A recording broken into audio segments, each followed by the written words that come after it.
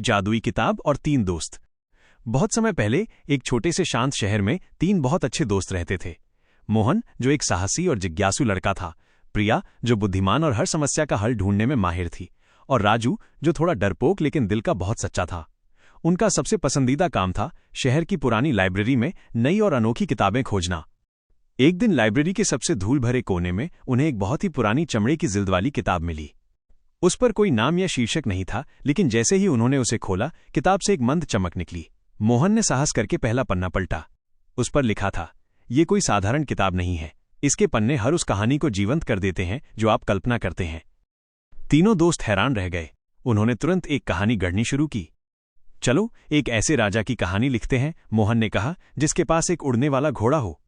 प्रिया ने जोड़ा, और वो अपनी प्रजा के लिए एक जादुई बगीचा बनाता है। राजू थोड़ा हिचकिचाया, लेकिन क्या होगा अगर कोई राक्षस आ जाए? मोहन और प्रिया हंस पड़े। राक्षस भी होगा, लेकिन उसे हराने के लिए जादुई तलवार भी होगी। जैसे ही उन्होंने ये शब्द लिखे, किताब के पन्ने चमकने लगे। उनकी हैरानी की कोई सीमा नहीं थी जब उन्होंने देखा कि किताब के पन्नों पर लिखी कहानी अब असल दुनिया में जीवंत हो रही थी। अचानक शहर के बीचों बीच एक विशाल रंग बिरंगा बगीचा उगाया। उसमें तरह तरह के फल और फूल थे जो पहले कभी नहीं देखे गए थे। लोगों ने देखा कि आसमान में एक भव्य पंखों वाला घोड़ा उड़ रहा है, जिस पर एक राजा बैठा है।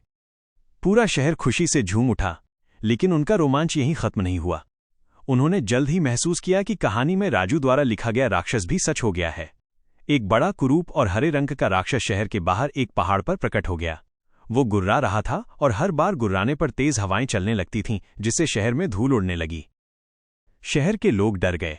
वे नहीं जानते थे कि क्या हो रहा है। मोहन, प्रिया और राजू समझ गए कि ये सब उनकी जादुई किताब का कमाल है। उन्हें पता था कि इस समस्या का समाधान भी उन्हें ही करना होगा। हमें उस राक्षस को हराने के लिए एक जादुई तलवार लिखनी होगी, मोहन ने कहा। लेकिन प्रिया ने उसे रोका। नहीं मोहन, हिंसा से समस्या का समाधान नहीं होता। सोचो, राक्षस क्यों आया? शायद वो अकेला है। राजू ने धीरे से कहा, हो सकता है उसे कोई दोस्त चाहिए हो। तीनों ने मिलकर फिर से किताब खोली। इस बार उन्होंने तलवार की जगह एक नई कहानी लिखी। उन्होंने लिखा, एक अकेला राक्षस था जो हर समय अकेला रहता था। उसे कोई दोस्त नहीं था, इसलिए वो दुखी होकर गुर्राता था। लेकिन फिर एक दिन उसे एक छोटी सी परी मिली, जिसने उसे मीठे फल और गाने वाले फूल दिए। जैसे ही उन्होंने ये कहानी लिखी, किताब फिर से चमकने लगी। पहाड़ पर बैठा राक्षस हैरान रह गया जब उसने देखा कि उसके सामने एक छोटी सी सुंदर परी खड़ी है। परी ने उसे एक सुनहरी टोकरी दी जिसमें स्वादिष्ट और मीठे फल थे। राक्षस ने कभी ऐसे फल नहीं खाए थे।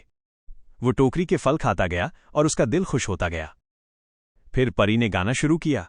उसका मधुर गीत सुनकर राक्षस ने गुर्राना बंद कर दिया और मुस्कुराने लगा। कुछ ही देर में वो राक्षस एक प्यारे गोल मटोल जीव में बदल गया, जिसके सिर पर फूल उगाए थे। वो खुशी से उछलने लगा। पूरा शहर इस अनोखी घटना को देखकर चकित रह गया।